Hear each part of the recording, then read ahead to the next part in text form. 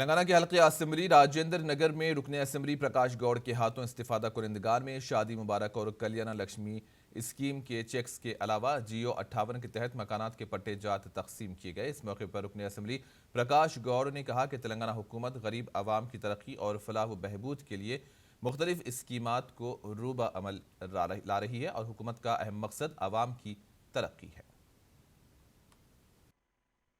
में शादी मुबारक कल्याण पथकम आज जो पूरी पब्लिक को दे रही है, बहुत खुशी की बात है। यहाँ का हमारे MRO साहब, कारपोरेटर, हमारे प्रजापति सब आए हुए। कुछ कम आज 4 करोड़ रुपए का शादी मुबारक कल्याण पथकम दिए। तो तेलंगाना गवर्नमेंट आने के बाद अब लोग सोच रहे हैं कि अभी मैनफैक्स में KCR साहब ने नहीं लगाए, मगर तेलंगाना आने के बाद तेलंगाना में मेरे पब्लिक कैसे रहना, मेरे गरीब बेटे कैसे रहना बोल के ये शादी मुबारक जो करे 1,11,000 रुपये दे रहे साहब।